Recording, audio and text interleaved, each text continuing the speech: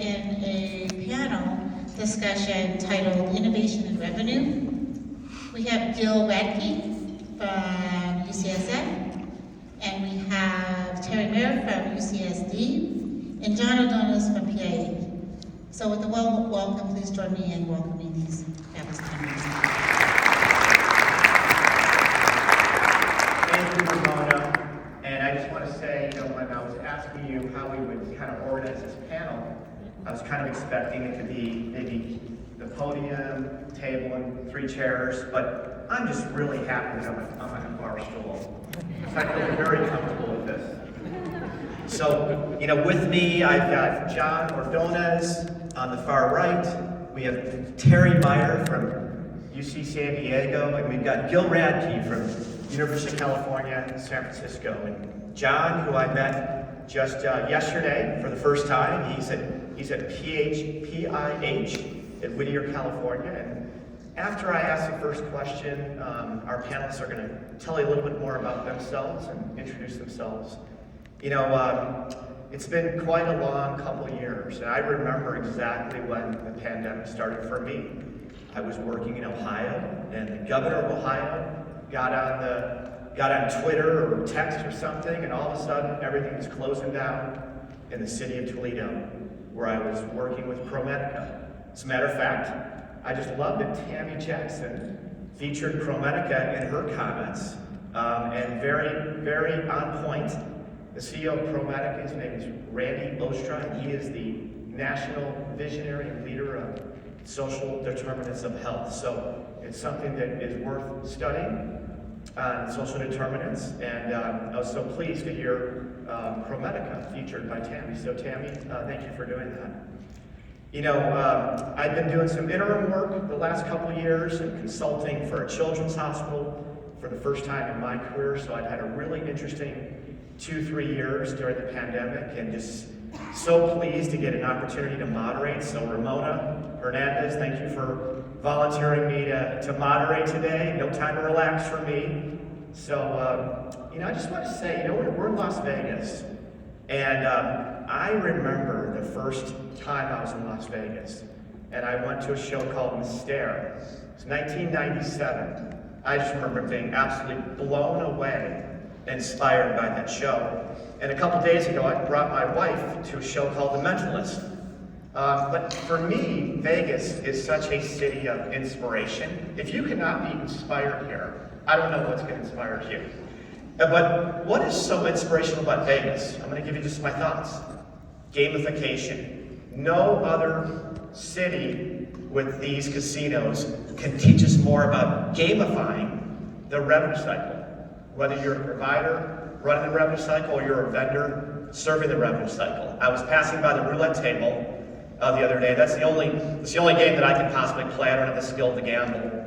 And I was passing by the roulette tables. It was giving me statistics on how much was red, how much was black, how much was odd, how much was even. And I just stood there and stared because I'm a total statistics geek, okay? And I'm like, I'm going to bring roulette into my revenue cycle. This is a great idea. The other thing that Vegas teaches us, if you allow it, is they know how to monetize everything. Every step you take in Vegas, they're charging you.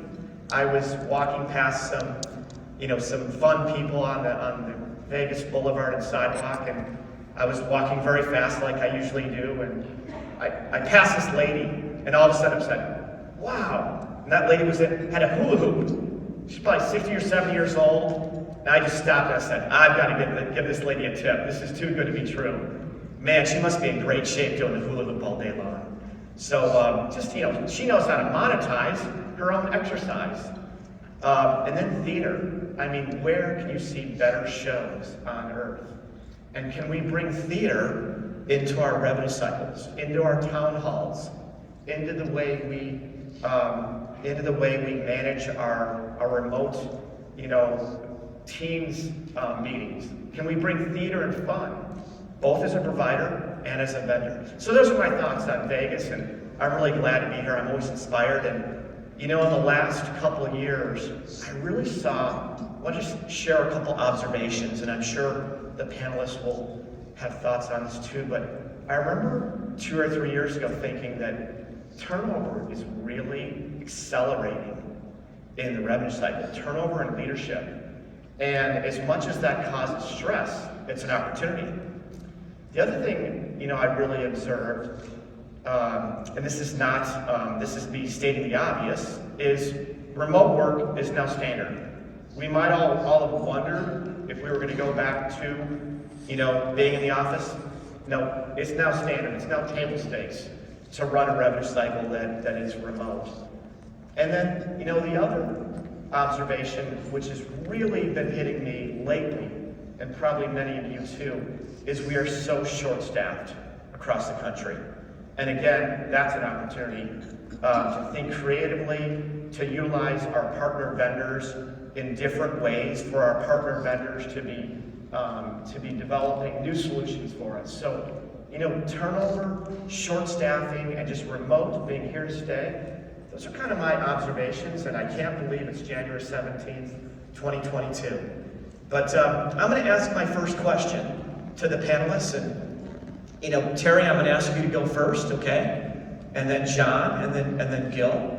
But since we're in January, I wanted to ask the panelists, what are you thinking about in terms of kicking off this year? What is an area of focus right now as you kick off the year with your teams? What's a key goal? Maybe share an area of focus.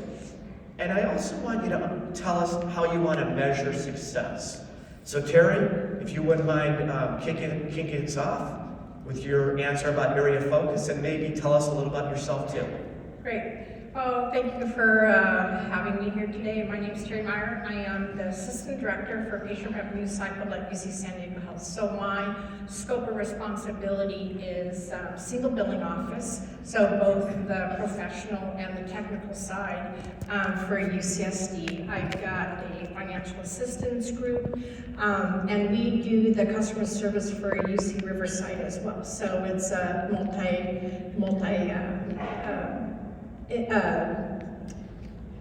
facility, and tremendous collaboration. Yeah, so, and we're an Epic shop, so it's a little, two different service areas, so we have a little bit of janky, to go back and forth.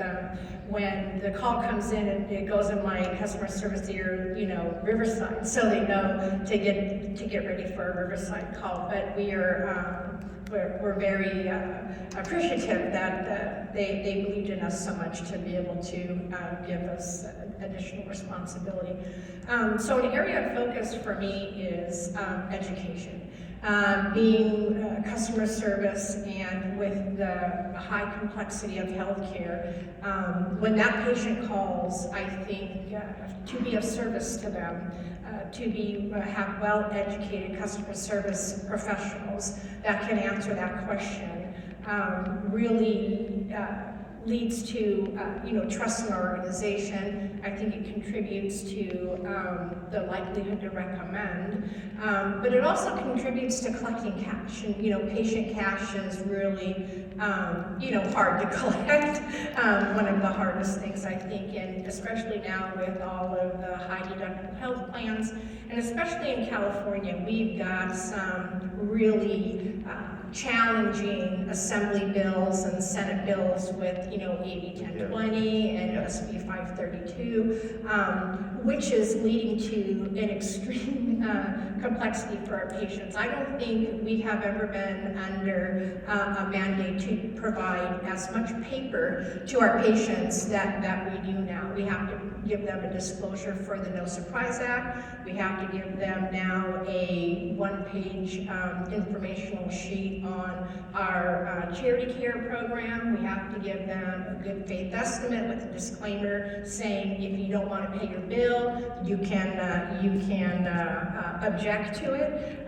So just, high complexity. So I think, I'm really investing in the knowledge base of my team to be able to be that advocate for the patient, help them guide the patient through the process, make it a little smoother. We're doing a lot of proactive education with our patient population to let them know, the little idiosyncrasies, especially with the good faith estimate. If they want to object to it, there's a whole different set of circumstances in that process. So that's one of the areas of focus for us. Again, I tell my team, first and foremost, we are the voice of the patient, so that's where we're focused our effort. Thanks, Terry. And before I get to John, and Terry, you're also educating many people around the country. As I understand it, you run an EPIC SBO committee, is that right?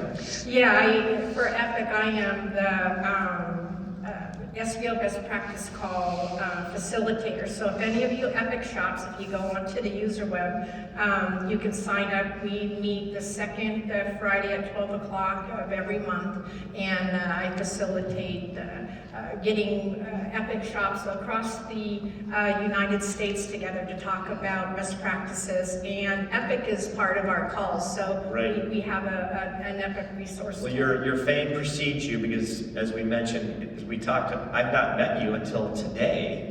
And when I was working in ProMedica, your counterpart there is Jim Nowacek, just a terrific guy. And he was telling me about Terry Meyer's SBO committees, and I'm like, that's just terrific. And that is such a great thing any of us can do, is initiate a committee on a particular subject matter and gather a cohort of leaders on that subject matter. Vendors can do this, providers can do this, but there's no substitute for us collaborating across our countries.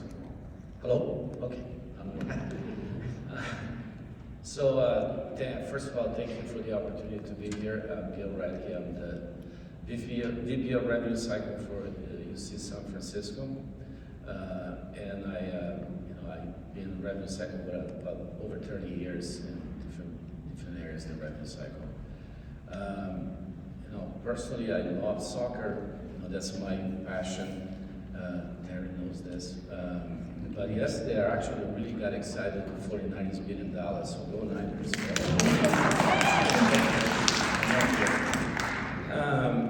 There's a focus. I think, as you mentioned, 2 years ago, we, in about 2 weeks, our shop, no one worked from home or remotely.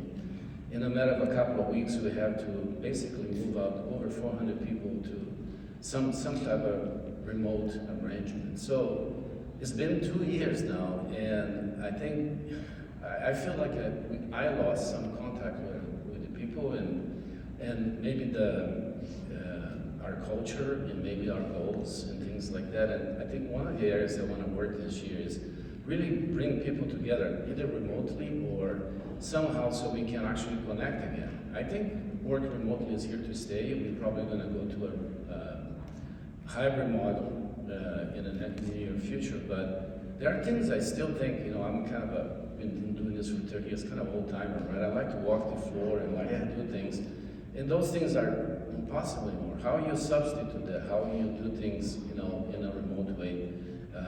Because I think training and actually process improvement exercise are very difficult to do remotely. So that's one of my goals. The second goal is with our partner payers, right? So I don't know, probably you all have this issue, but for whatever reason, the last 6 months to a year, the payers have stopped paying us as frequent as they do.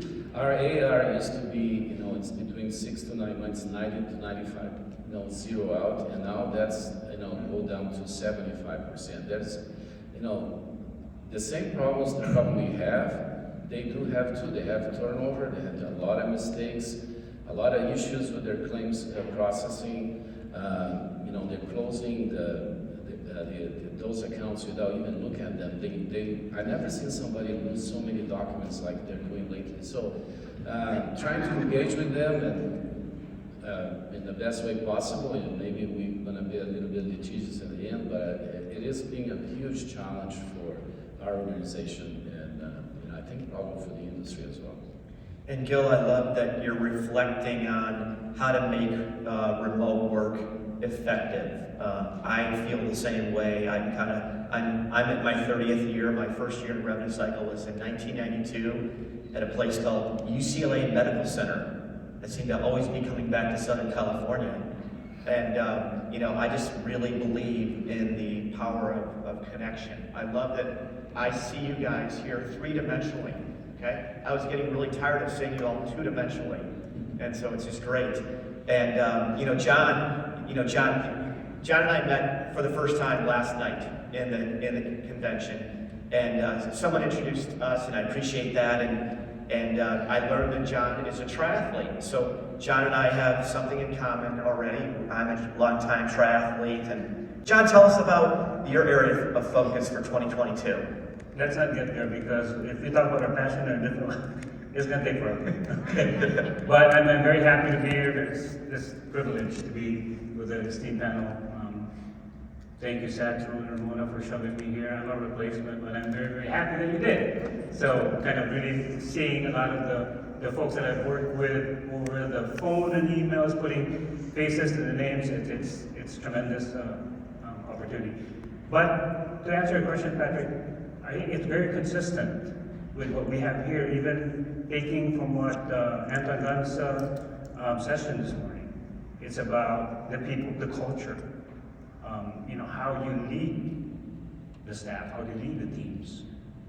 It's especially with this hybrid approach now with remote. I mean, trying to avoid the staff to be disenfranchised, making sure that they're listened to and heard, because, let's just admit, cash is king. I mean, at the end of the day, right? But how do you get there?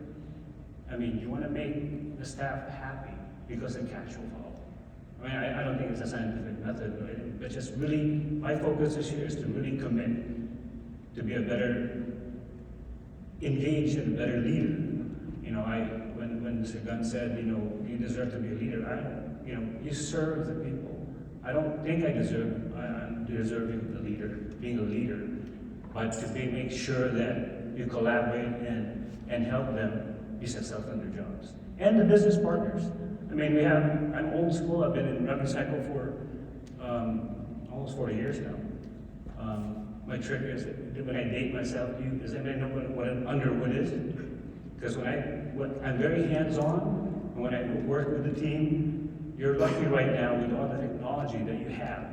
I was typing on an underwood on a HFMA 40-1, if you guys know what a 40-1 is. So, it's seeing the evolution of RevCycle over the years, gives me, I was blessed with that experience to be able to proceed in this new reach now. And with the challenges with the elephant in the room, COVID, how to deal with it and move forward. So. Thank you, John. I didn't know what the panelists would say to that question, but I actually find it very fascinating. And if you think about what they just said, and I'm going to do a little recap, it's a very balanced portfolio of areas of foci. So if you think about it, we have the patient experience, education area of focus. We've got John's staff engagement area of focus. And then Gil mentioned too, both how to have a great remote organization, but how do we interface with our payers more efficiently as they're dealing with staff shortages as well. And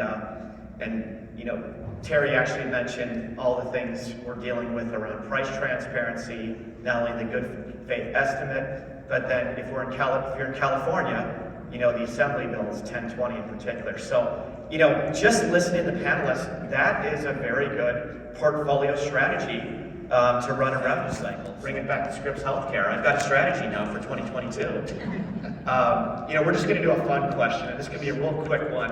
And then we're going to get into a more substantive question. And when we get to question number 3, I do want to bring you guys back to the question around how do we measure success? How do we use key performance indicators? But for now, let's just start with a little bit of fun. And John, I'll start with you. As you started the new year, did you have a New Year's resolution? Was there a new habit you wanted to start or an old habit you wanted to reinforce? Please share. For me personally, again, still really reinforcing my relationship with my team. with my team. My focus is being more involved with their personally involved. I want to learn their first names of their children. I think that my passion for my job will just kind of transcend to theirs as well. It's very important to be with the team. That's just. Yeah. And that's such a simple goal. Learn the names of people's family on your staff. That is, to me, that's something that I've been trying to do forever, is be better at names. So I love that one. Terry? My first one, since I came to the organization is to learn each of those names, their names. Because you work with there's 100 people in my team. And to know their first names, and memorize them and where they sit and all that. So it's very challenging, but you have to. John, I just want to build on your point and Gil's earlier point that I think when we are managing a remote workforce, it's so important that people show their person, their face on the camera, on Teams. And so that's been something that I've been reinforcing at Scripps Healthcare is, let's make sure everybody has a camera and we have kind of an expectation that we turn the camera on. Because, as human beings, the way we communicate is both verbally and non-verbally. We understand each other at the rational level and the empathetic level through the non-verbal cues of the face, the shoulders, the hands, right? So I think it's so important to bring back this idea. So Terry, New Year's resolution. Mine is trying to get a better work-life balance. For yourself? For myself and for my team. We're a customer service department. Our work driver is that patient picking up the phone to call us, or that patient emailing us or sending us an in-basket message. And it's demanding. And so we have to make ourselves available certain hours of the day so we can take care of that part of the business. And RevCycle, PFS, they don't have the same type of work drivers, so they can do different reporting models and working remote and things like that, where we're a little challenged in customer service. So I put some effort into creating some opportunities for my team, and myself to get a better work-life balance. So I'm off. I have like 4 different reporting schedules for my team. So it went 4/10s, or you can work 8 to 4:30, 8:30 to 5, or 9:30 to 6. We turn our phones on at 9 and they're open till 6 o'clock at night. And I reserve that hour and a half every single morning so I can provide education to my team.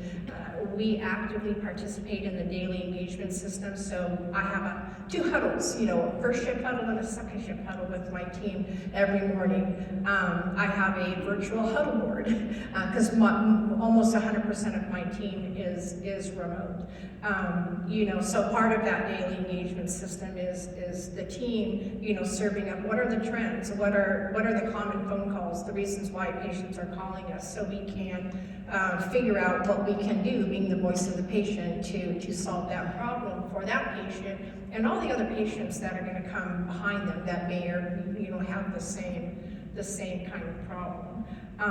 So just looking at those opportunities where I can get the best work for my team, but I can also encourage them to take some time off, because burnout is a real thing, especially when you've got patients calling that don't understand or can be angry at times.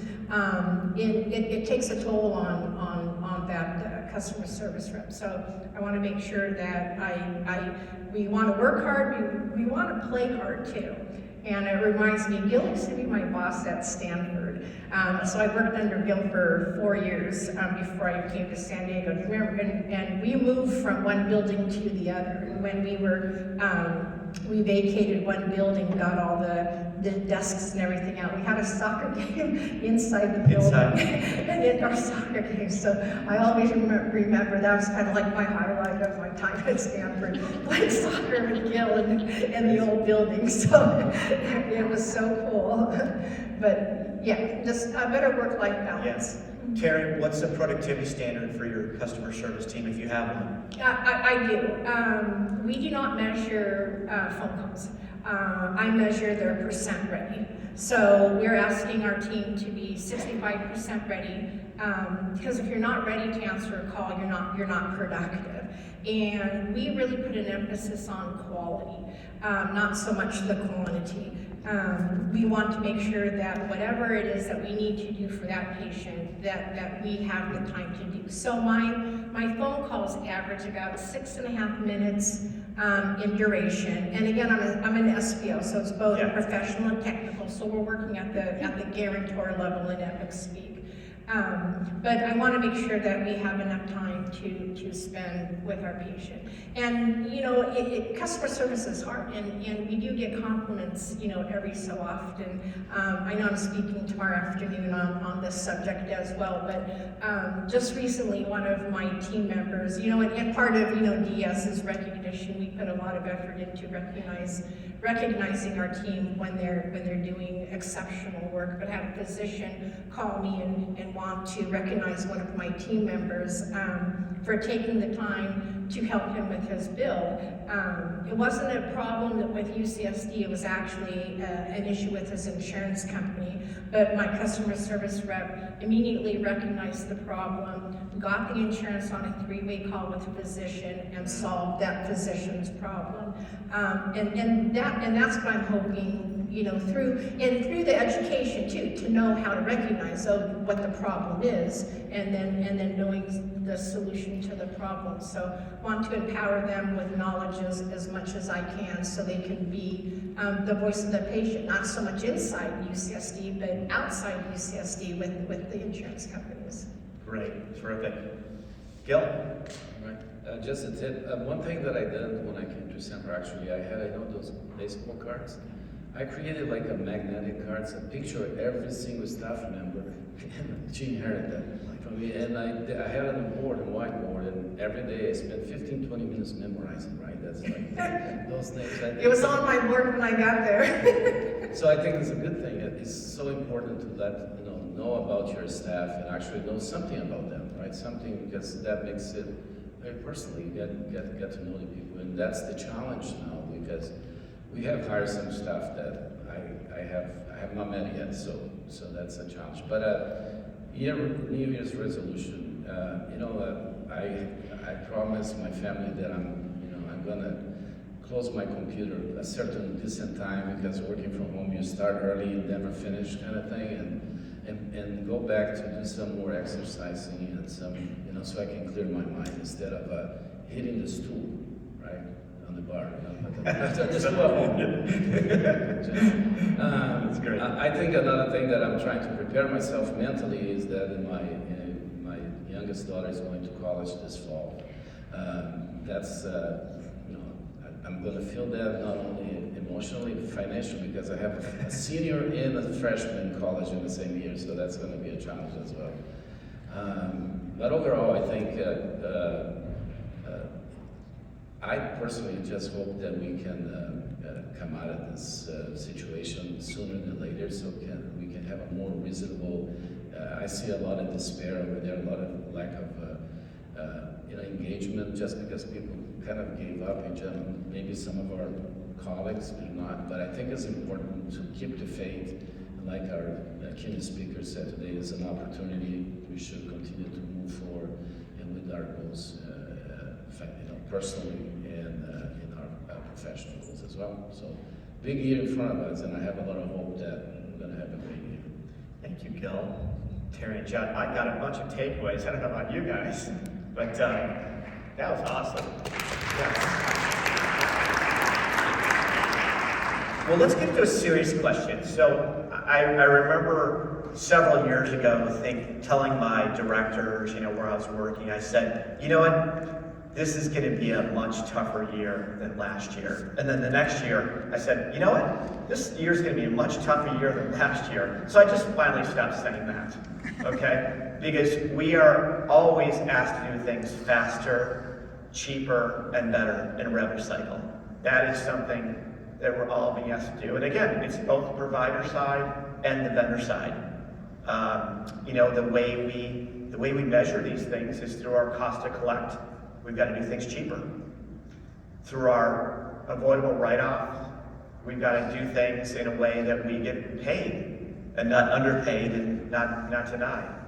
And we need to have those patient experience metrics, which I'm stealing one from you, Terry, the percent ready. I had never really thought of that, but I really like that percent ready measure, so I'm going to pull that into my arsenal. But you know, every year we've got to do basics, like hit certain AR days.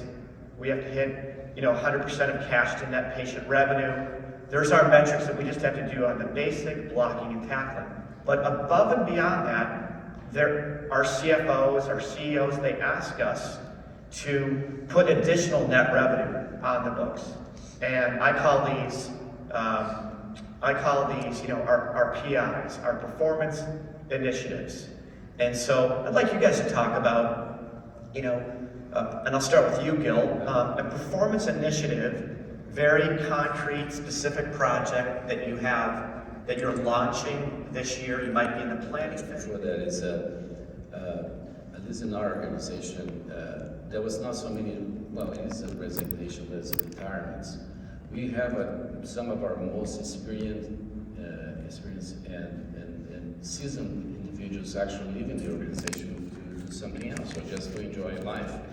And that has created and we are constantly, like a good example of that is our coding department, our HIMSS department. Those individuals, you know, very complex cases, they were doing X number, right? A large number of cases per day. And one of we were able to replace, which was already very difficult to do it, the level of productivity was not there. And we've seen, you know, our KPIs now, you know, it's going to take a while to things level out with experience as well. One area that we've been at it for a couple of years now is, as you mentioned, Patrick, is the avoidable write-offs, right? What is the difference for us to get 100% of the net revenue for that account if you don't get an authorization or you enter that charge too late or the medical necessity or what have you? We have what we call value improvement projects, and that's one of our, for RevCycle, one area that we have actually a committed dollar amount that we need to hit for the year, basically converting those previous losses, an improvement into cash. And we identify areas where we actually can have the biggest impact. As always, authorizations is an issue, and we found, you know, during the summertime, early fall, when we have a spike again in COVID, and we have issues with the resources that a lot of I found out later now, many of those authorizations were not obtained, right, for example. So how can we, you know, prepare ourselves for this time so that we don't, you know, make the same mistakes? But in other areas, actually, length of stay and medical necessity and things like that. We have specific projects for each area with a specific percentage or dollar amounts that we want to reduce so that we can meet that net revenue goal for the year. And also in the area of patient customer service or patient in our connections, my boss has challenged me to, you know, really use technology to get to the highest level and be able to use the tools that we have with our Epic system. We are Epic Shop as well, and others to be able to connect our patients, send clear bills, and avoid even phone calls, right? Unfortunately, you know, our state doesn't like that type of technology. They like us to go back to paper or something like that. So that's something that we cannot control. But area of making the patient financial experience better and clear to everyone, I think, is one of our goals as well for this year. Now, does the PI add up to a certain dollar amount? Yes, it's about, altogether, it's about $10 million. $10 million? Yes. And what's the net patient revenue for UCSF? Or cash? About $4.8 billion. $4.8 billion, okay. So that seems like a very reasonable target, 10 million. Great. John? Yeah, I was going to touch on avoidable write-offs. I mean, think every revenue cycle team in health systems is faced with that challenge, denials.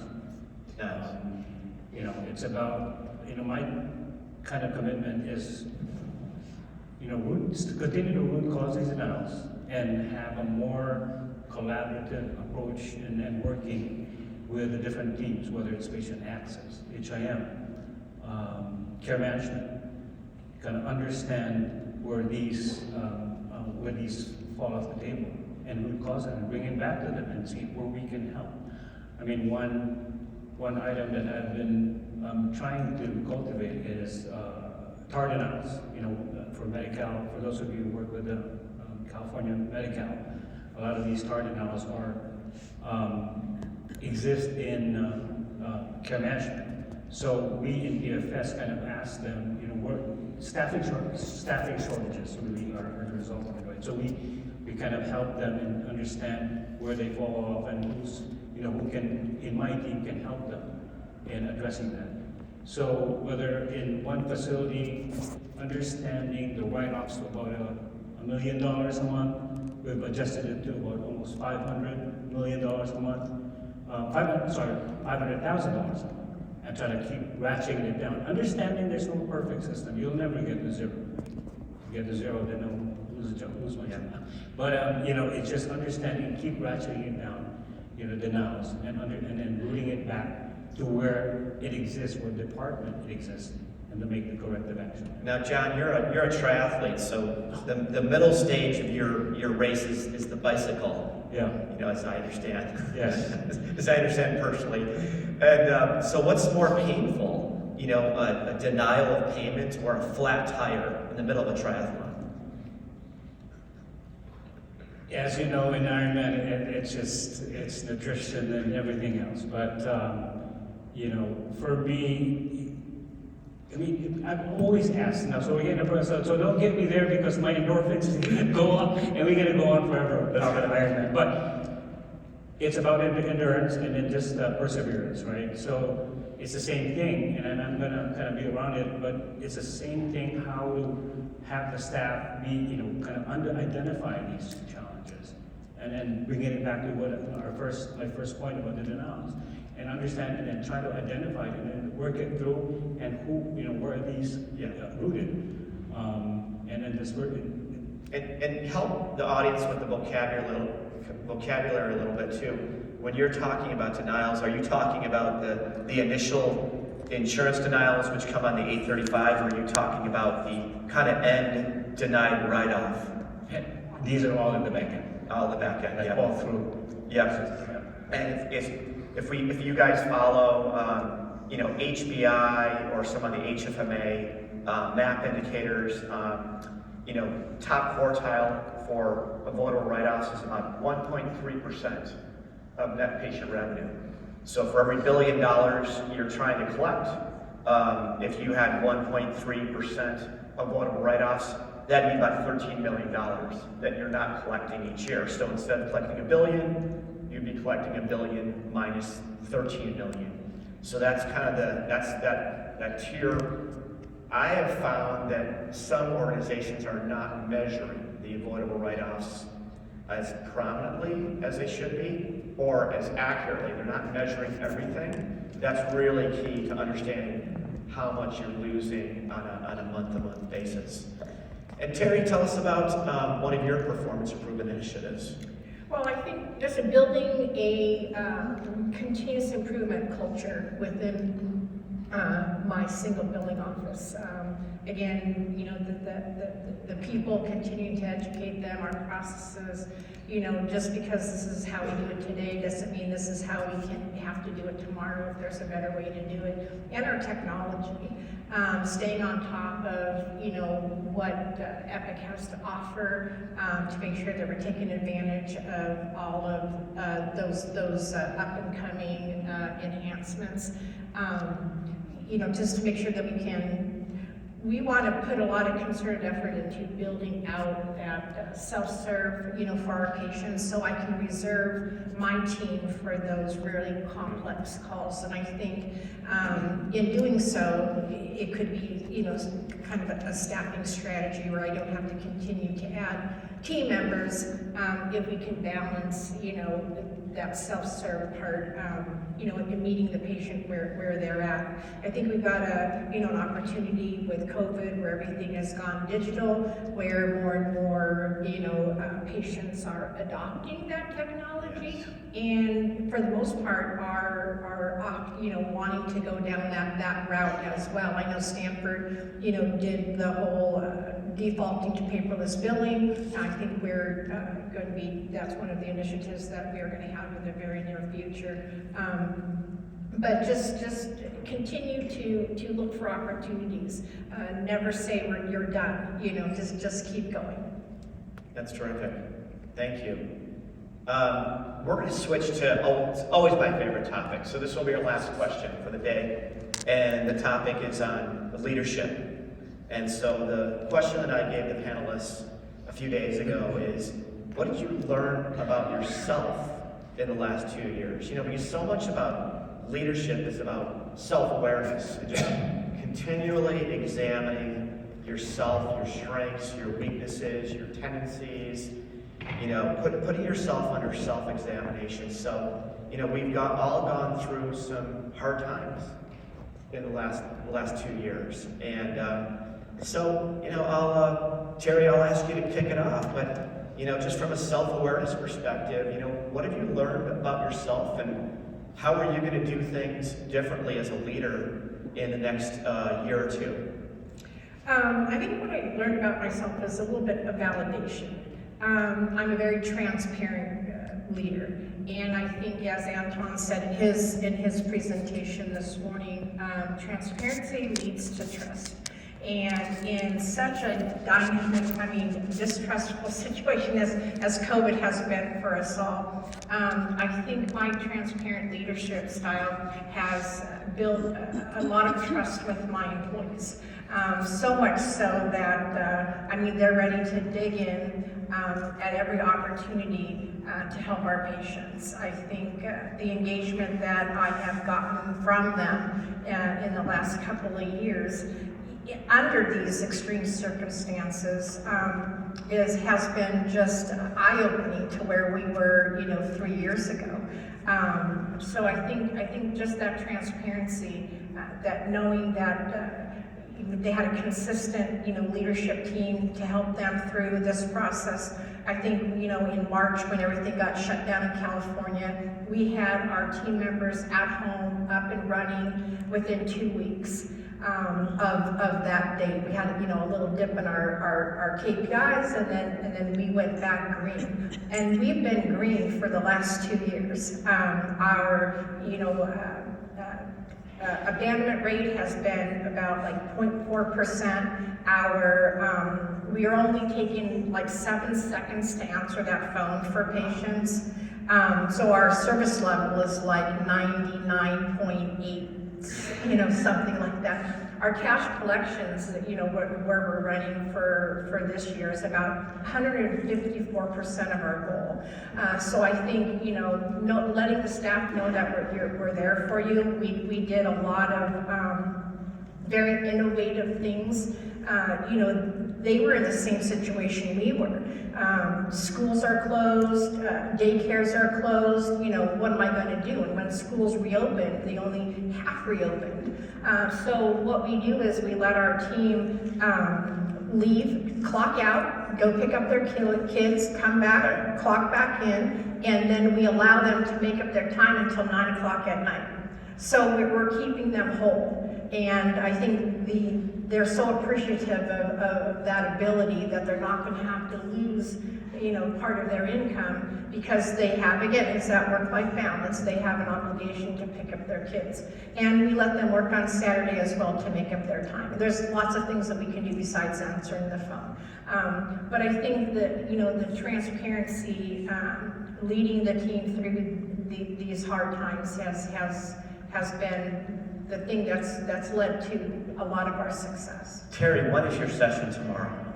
It's RevCycle resilience, meeting patient as a payer through best practices and patient financial. That's a can't miss session, obviously.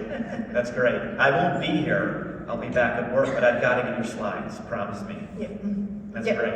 You know, your point on transparency, I think, is so important. I remember we had a new CEO at Presence Health, where I was working for 8 years in Chicago, up in Illinois. And I remember when she was first just doing kind of her town halls, and she was introducing herself across the organization, and she focused on transparency, accountability, and collaboration. Yep. And that was kind of her motto. But, you know, I've really been thinking about transparency a lot the last few years, and seeing it not be done well. And the one thing about not being transparent and proactive as a leader is that you let them dictate the narrative. You let the rumor mill dictate the narrative. Yes. And so as a leader, it's okay to make communication mistakes. It's okay to not know things. It's okay to even kind of make assumptions about the future. But if you do not communicate proactively, you lose control and you allow the rumor mill to control the narrative. And I'm a union shop, so it's even, there's more complexity as well. And I think even though it is a union shop, I think the transparency has, I've been there 5 years, I've had no grievances, and, you know, it's really served me well. Terrific. Great. Gil? Yeah, I think that what I learned is that how much we depend on each other.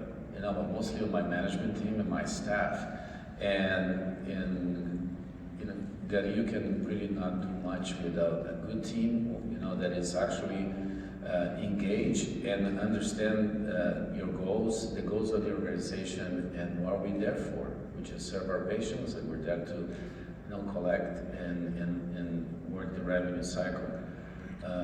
I think is something that when you're always that I took for granted, but it's very, very important that you know, continue to build that team, that trust, and transparency, all those things, and that create collaboration, and having your staff to go the next mile, the extra mile, because you know, if they're really engaged with you,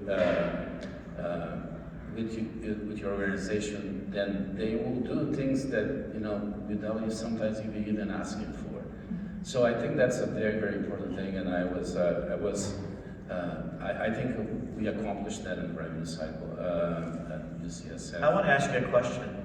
You know, this is something I'm thinking a lot about as I, you know, work in a remote environment. And to me, you know, like you said, we really depend on each other. We really rely on each other, and it's not just within revenue cycle, but we rely on case management. We rely on IT, we rely on HR. You know, Gil, give me some of your early thoughts. How do we create that collaboration and that teamwork in a remote environment? Yeah, I think that unfortunately there's a lot of Zoom meetings, but one thing that I did for my team, it's been very successful, is we have a Friday morning, first thing before 8, that we get together and we tell one success story or one thing you're proud of for the week. You know, everybody, you know, all the management team comes, and you know, it could be your personal life, it could be that your kid is body trained, what have you, but it's something that makes you feel good. It makes you know, you feel that you've got some kind of level of success, because we're so focused on negative things, denials, write-offs, late charges, patient complaints. But you know, there's a lot of good things happening out there, and I think sometimes it's that we finish a project or success, but sometimes it's just that, I had a family member who was actually in a hospital, and now that with COVID is home, so that's a good thing. Can you imagine celebrating life? So that's one of the things we do try to connect with and have very with other departments that we depend on, by meeting them, by actually trying to get to know them as a personal level. I think that more than ever, we try to get to know people on a personal level so that we can continue working remotely, right? We're not there every day with them, so it's important that I was talking to one of my directors about this kind of concept, and I came up with 3 C's.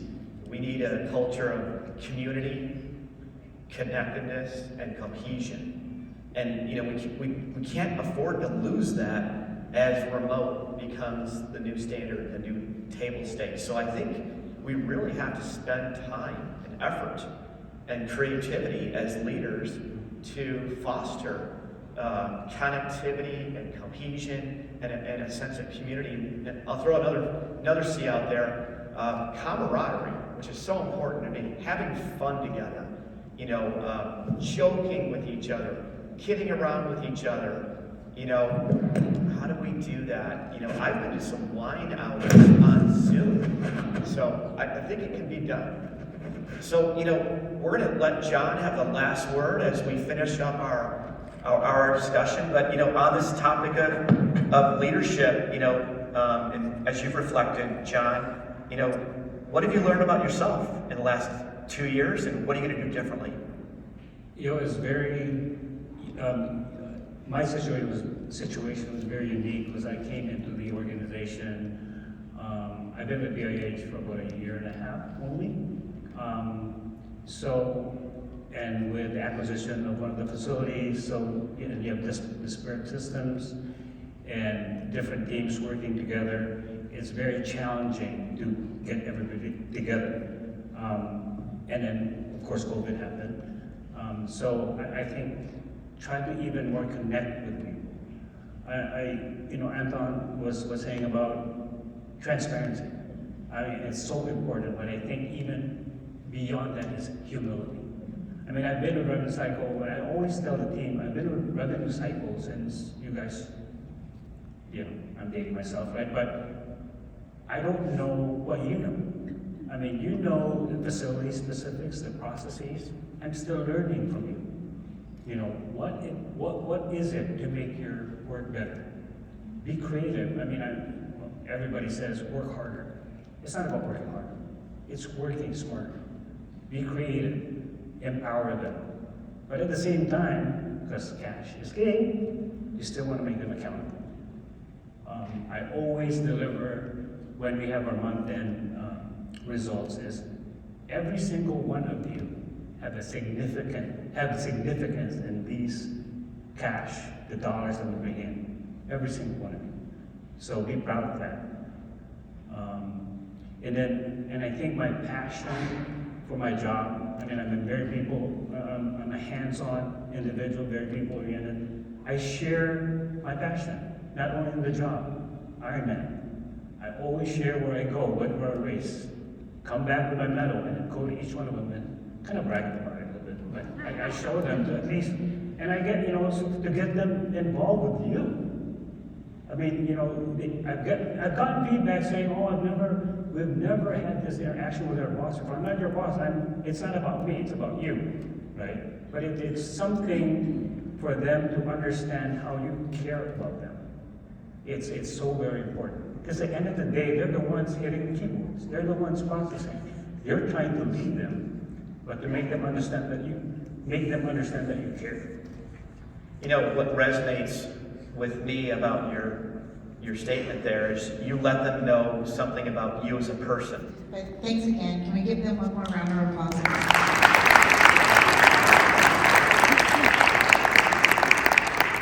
Thank you. The next session will begin at 2:15.